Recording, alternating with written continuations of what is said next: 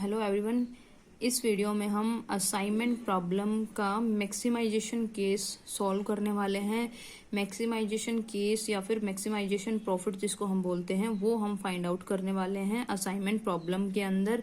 Maximisation का cost हमारा कब राइज होता है? जब हमें प्रॉफिट गिवन हो या फिर प्रॉफिट मैक्सिमम करना हो या फिर हमारी जो सेल है उसको हमने मैक्सिमम करना हो, तो उस टाइम पे हमारी मैक्सिमाइजेशन केस वाली जो असाइनमेंट प्रॉब्लम है वो हमारी अराइज होती है।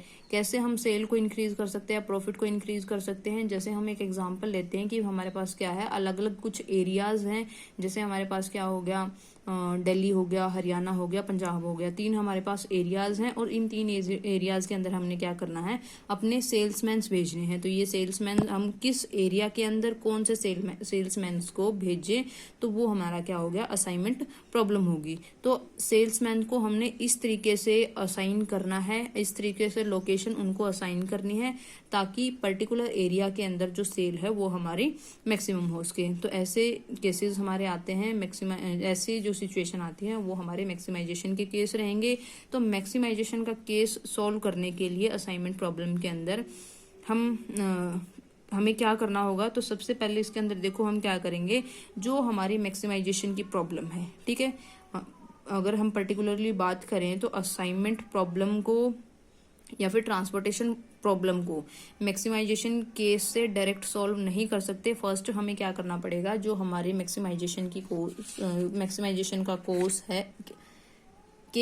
मैक्सिमाइजेशन का केस है उसको हमने मिनिमाइजेशन के अंदर चेंज करना होगा, फिर उसके बाद हम उसको इजिली सॉल्व कर सकते हैं। तो देखो हम हमारे चेंज करने के लिए क्या रहेगा, सबसे पहले जो हमारा अपॉर्चुनिटी लॉस मैट्रिक्स होता है हमने उसको फाइंड आउट करना है।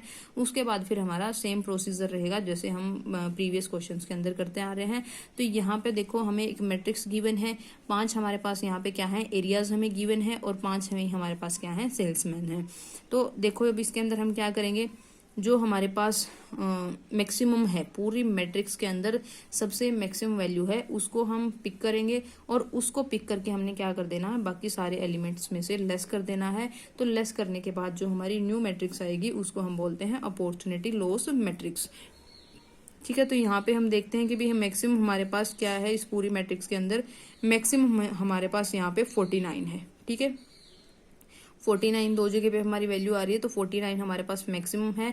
तो 49 माइनस 40 माइनस 46, तो ऐसे सारे रो वाइज कर लो या कॉलम वाइज कर लो, तो सारे एलिमेंट्स को हमने माइनस करके जो हमारी न्यू मैट्रिक्स है उसको फाइंड आउट कर लेना है। तो देखो फर्स्ट रो हमारी क्या रहेगी, 49 हमने पिक कर लिया, 49 माइनस 40, तो हमारा यहाँ पे देखो 49 minus 49, 49 minus 6, 49 minus 46, 3, 49 minus 48, 1, 49 minus 36, 13 और लास्ट हमें गिवन है 49 माइनस 48, तो ये हो जाएगा हमारा 1, ठीक है।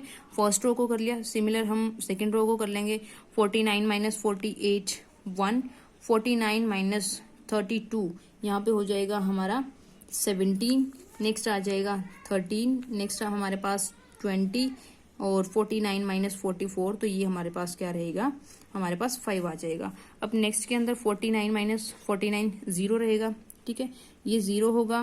49 माइनस 35, ये हमारे पास 14, 8, 11, 4, नेक्स्ट 49 माइनस 30, 19, 3, 0, 5 5 और लास्ट हमारे पास 49 माइनस 37, 49 माइनस 41, तो ये लास्ट वाली जो हमारे पास रो बच गई है उसको हम लिख लेते हैं। तो माइनस करेंगे तो यहाँ पे 12, 8, 1, 6 और लास्ट हमारे पास आ जाएगा 2। तो ऐसे हमने क्या कर लेना है, जो हमारी सेकंड मैट्रिक्स है जिसको हम क्या बोलते हैं, अपॉर्चुनिटी लॉस मैट्रिक्स हम बोलते हैं, तो वो हम यहाँ पे हमने निकाल ली है, ठीक है। अपॉर्चुनिटी लॉस मैट्रिक्स निकालने के बाद हमारा क्या रहेगा, सेम प्रोसीजर है, पहले हम रो रिडक्शन करेंगे, उसके बाद हम कॉलम रिडक्शन करेंगे, उसके बाद फिर हम लाइंस जो होती हैं वो ड्रॉ करेंगे, ठीक है। तो पहले देखो रो रिडक्शन जब हम कर रहे हैं तो 9, 3, 1, 13 एंड 1, तो मिनिमम हमारे पास क्या है, 1 है। तो जो हमारी नई मैट्रिक्स आएगी उसके अंदर क्या हो जाएगा, 9 माइनस 1 8, 2, 0, 12 एंड 0, ठीक है। सेकंड के अंदर हमारे पास मिनिमम देखो क्या है, 1 है, तो 1 को हर एक एलिमेंट में से हम माइनस कर देंगे। थर्ड के अंदर हमारा क्या रहेगा, मिनिमम हमारे पास 0 है, तो 0 माइनस 0, 14 माइनस 0, 8 माइनस 0, तो ऐसे हमारा थर्ड, फोर्थ एंड फिफ्थ हमारा जो रो है उनको हमने लिख लेना है। तो देखो यहाँ पे फर्स्ट हमारा क्या रहेगा, 9 माइनस 1 8, 3 माइनस 1 2, 1 माइनस 1 0, 12 0। सेकेंड के अंदर हमारे पास मिनिमम 1 है, तो 1 माइनस 1 0, 16, 12, 19, 4। ऐसे ही हमने जो बाकी की हमारे पास रो हैं थर्ड, फोर्थ, फिफ्थ, उनको हमने लिख लेना है। तो एक बार लिख लेते हैं इनको हम। ये हमने रो रिडक्शन कर लिया है, हर एक रो में से क्या किया है, जो मिनिमम वैल्यू है उसको माइनस करके हमने यहाँ पे लिख लिया है। उसके बाद हमने क्या करना है, जो कॉलम रिडक्शन है वो हम करते हैं। कॉलम रिडक्शन हमारा कैसे रहेगा, हर एक कॉलम को हम उठाएंगे, उसके अंदर जो हमारे पास मिनिमम वैल्यू है उसको हम क्या कर देना है, पूरे कॉलम में से माइनस करके हमारी नई मैट्रिक्स के अंदर लिख देना है। जैसे हमारे पास यहाँ पे क्या है, इस कॉलम के अंदर 0 हमारे पास मिनिमम है, तो 8 माइनस 0, जैसे हमारी ये नई मैट्रिक्स बनेगी, तो 8 माइनस 0 8, 0 माइनस 0 0, 19 माइनस 0 सेम रहेगा, और 11 माइनस 0 वो भी हमारा सेम रहेगा। सेकंड जो हमारे पास कॉलम है, सेकंड जो कॉलम है उसके अंदर हमारे पास क्या है, मिनिमम हमारे पास यहाँ पे 2 है, ठीक है। तो मिनिमम 2 है, तो इसको हम पूरे कॉलम में से माइनस करेंगे। 2 minus 2 0, 16 minus 2 14, 14 minus 2 12, 3 minus 2 1 and 8 minus 2 6, ठीक है। थर्ड के अंदर हमारे पास 0 है, तो 0 को किसी भी एलिमेंट में से माइनस करेंगे तो वो हमारा क्या रहेगा, सेम रहेगा। तो एज इट इज हमारा क्या आ जाएगा, थर्ड कॉलम आ जाएगा। फोर्थ कॉलम के अंदर देखो फिर से हमारे पास क्या आ गया, यहाँ पे मिनिमम हमारे पास 5 है, तो 5 को हम पूरे एलिमेंट पूरे कॉलम में से माइनस करेंगे। तो 12 minus 5 7, 19 minus 5 14, 11 minus 5 6, 5 minus 5 0 and 5 minus 5 0। अब लास्ट हमारे पास इसके अंदर 0 है, तो इसको हम माइनस करेंगे तो हमारा सेम रहेगा, एज इट इज रहेगा। तो ये हमारा क्या आ गया, कॉलम रिडक्शन के बाद हमारे पास ये मैट्रिक्स आ गई है। अब मैट्रिक्स आ गई है हमारे पास, तो हमने क्या करना है, जो हमारी लाइंस हैं वो हमने ड्रॉ करनी है। लाइंस हम कैसे ड्रॉ करेंगे, मिनिमम लाइंस हमने ड्रॉ करनी होती है जिससे हमारी मैक्सिमम 0 कवर हो सके। तो देखो हमारी मैक्सिमम 0 कैसे कवर हो रही है, ये इसके अंदर 2 0 हैं, इसके अंदर अभी हमारे पास 2 0 हैं, तो 2 लाइन होगी। अब ये 2 0 हैं, तो यहाँ से हम एक लाइन ड्रॉ कर सकते हैं। यहाँ पे हमारे पास 3 0 हैं, तो एक लाइन हमारी क्या होगी, यहाँ से ड्रॉ होगी। अब कोई भी हमारे पास अनकवर्ड 0 नहीं बची है, तो हमारा क्या करेंगे, हम चेक करेंगे m is equal to n is equal to जो हमारी लाइंस हैं उसको हम चेक करेंगे। तो m हमारे पास, या m या n हमारे पास कितना है, 5 है, और लाइंस हमारे पास 1 2 3 एंड 4 लाइंस हैं, तो हमारा इक्वल नहीं है। मीन्स हमने क्या करना पड़ेगा, हमारी जो मैट्रिक्स है उसको रिवाइज करना पड़ेगा। रिवाइज हम कैसे करेंगे, सेम हमारे पास तरीका रहेगा, जो अनकवर्ड एलिमेंट है उनमें से हम मिनिमम को पिक करेंगे और अनकवर्ड वालों में से लेस कर देंगे, और जहाँ पे इंटरसेक्शन हो रहा है वहां पे हमने ऐड कर देना है, ठीक है। जैसे हमारे पास 14 12 14 4 और ये हमारे पास बचा हुआ है, तो मिनिमम हमारे पास क्या है, इस अनकवर्ड के अंदर 4 हमारे पास मिनिमम है, ठीक है। तो इस 4 को हम क्या करेंगे, इन एलिमेंट्स में से लेस कर देंगे और इंटरसेक्शन पे ऐड कर देंगे। तो इंटरसेक्शन हमारा 8 पे आ रहा है, तो पहले तो हमारा क्या हो जाएगा, 8 + 4 हो जाएगा, और ये 0 0 7 0 ये हमारा सेम रहेगा। तो देखो नई मैट्रिक्स के अंदर हम कैसे लिखेंगे, 8 + 4 12 0 0 7 0 ये हमारा सेम रहेगा, ठीक है। सेकंड ये 0 हमारा सेम रहेगा क्योंकि ये कवर्ड है और ना ही इस पे इंटरसेक्शन है। 14 - 4 12 - 4 14 - 4 एंड 4 - 4, तो ये हमारी सेकंड रहेगी। तो सेकंड को देखो 0 सेम रहेगा, 14 - 4 10 12 - 4 8 14 - 4 10 एंड 4 - 4 0 ये हमारा थर्ड सेकंड हो जाएगा। थर्ड हमारा 0 सेम रहेगा, 14 - 4 8 - 4 6 - 4 4 - 4, तो ये हमारा क्या रहने वाला है, थर्ड रहने वाला है, 0 8 4 2 0, ठीक है। अब जो हमारा लास्ट के 2 बच गए हैं, यहाँ पे भी इंटरसेक्शन है, यहाँ पे भी इंटरसेक्शन है, तो दोनों पे हमारा क्या हो जाएगा, 4 ऐड हो जाएगा, और जो ये बाकी के एलिमेंट्स बच गए हैं ये हमारे क्या आ जाएंगे, एज इट इज आ जाएंगे। तो 19 + 4 देखो हमारे पास कितना हो जाएगा, 23 1 0 0 5, और ये हमारा क्या हो जाएगा, 11 - 4 15 6 0 0 1।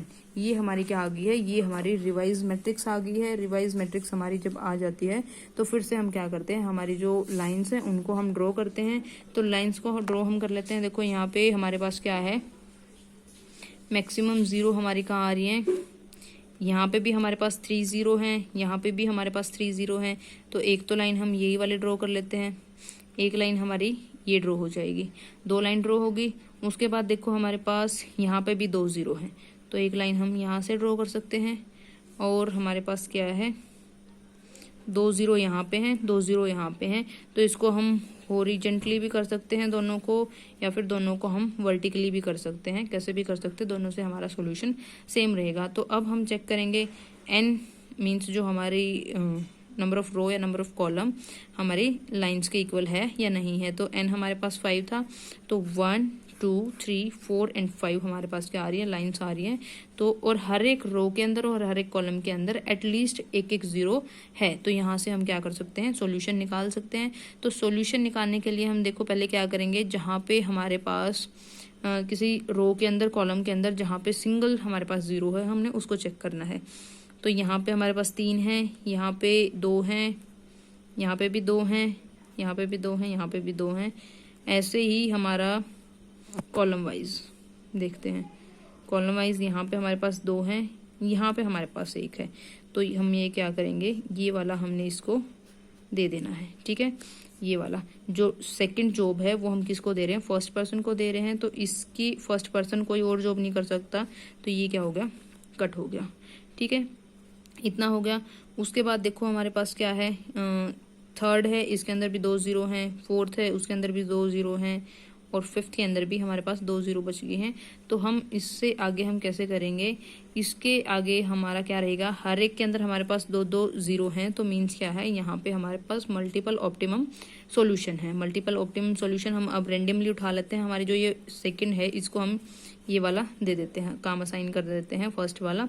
तो यहाँ से ये कट हो जाएगा और इसके अंदर ये वाला कट हो जाएगा, ठीक है। ये हमने इसको असाइन कर दिया। इसको अगर हम ये वाला असाइन करते हैं, फिफ्थ वाला जो एरिया है वो वाला देते हैं, तो यहाँ से ये कट हो जाएगा और जो अदर पर्सन है उसको हम दूसरा दे देंगे। तो अब यहाँ से जो S3 है उसको ये वाला तो नहीं मिल सकता क्योंकि ये हमारा कट हो चुका है। तो S3 को हम कौन सा दे देंगे, S3 को हम ये वाला जॉब असाइन कर देंगे।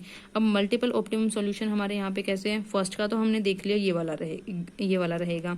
सेकंड को अगर हम ये वाला देते हैं तो थर्ड का हमारा ये रहेगा, और अगर थर्ड को हम फर्स्ट जॉब असाइन करते हैं तो सेकंड की हमारी लास्ट रहेगी। तो ऐसे हमारे मल्टीपल ऑप्टिमम सॉल्यूशन आ सकते हैं।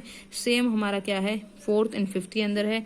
फोर्थ को हम ये वाली जॉब असाइन कर सकते हैं या फिर ये वाली भी कर सकते हैं, और फिफ्थ को भी हमारे क्या रहेगा, अगर फोर्थ को हमने थर्ड वाली एरिया है या जॉब है वो दे दी तो ये हमारा कट हो जाएगा। इसके अंदर जो भी हमारी 0 है, तो फिफ्थ के लिए हमारे पास ये वाला काम क्या बच गया, ये वाला फोर्थ जो एरिया है वो बच गया है। तो ऐसे हमारा ऑप्टिमम सॉल्यूशन हमने फाइंड आउट कर लेना है। क्या हमारा सॉल्यूशन रहेगा कि भाई जो फर्स्ट सेल्समैन है उसको हम सेकेंड वाला एरिया दे रहे हैं, सेकेंड जो सेल्समैन है उसको फर्स्ट एरिया दे रहे हैं, थर्ड जो सेल्समैन है उसको हम फिफ्थ वाला एरिया दे रहे हैं, फोर्थ को हम थर्ड एंड फिफ्थ को हम फोर्थ। तो ये हमारा क्या रहेगा, ये हमारा ऑप्टिमम सॉल्यूशन रहेगा कि कैसे कैसे हमारी जो मैक्सिमाइजेशन की प्रॉब्लम है उसको हम सॉल्व कर सकते हैं। तो ये हमारे क्या रहेगा, अलग अलग पैटर्न रहेगा जिसके अंदर हम क्या कर सकते हैं, हमारी जो मैक्सिमाइजेशन की प्रॉब्लम थी, मीन जो हमारा प्रॉफिट था उसको मैक्सिमाइज कर सकते हैं। अब मैक्सिमाइज देखो हमारी वैल्यू यहाँ पे क्या रहेगी, हमने क्या किया है, फर्स्ट पर्सन को हमने डी जॉब दी है, D2, फर्स्ट को हमने सेकंड दिया है तो फर्स्ट को हम सेकंड ये वाला हो गया, सेकंड को फर्स्ट एंड थर्ड को फिफ्थ, सेकंड को फर्स्ट और थर्ड को फिफ्थ, और फोर्थ को थर्ड और इसको ये। तो ये हमारा क्या रहेगा, ऐसे हमने इनको ये एरियाज असाइन किए हैं जहाँ पे हमारा प्रॉफिट क्या रहने वाला है, मैक्सिमम रहने वाला है। ये हमारा क्या हो गया है, ऑप्टिमम सॉल्यूशन हो गया। तो जब हम इन सबको ऐड कर देते हैं तो वो हमारा क्या आ जाएगा, हमारे पास जो प्रॉफिट है या फिर हमारी एग्रीगेट सेल है वो हमारी आ जाएगी। तो ऐसे हमने मैक्सिमाइजेशन वाले केस को सॉल्व करना है।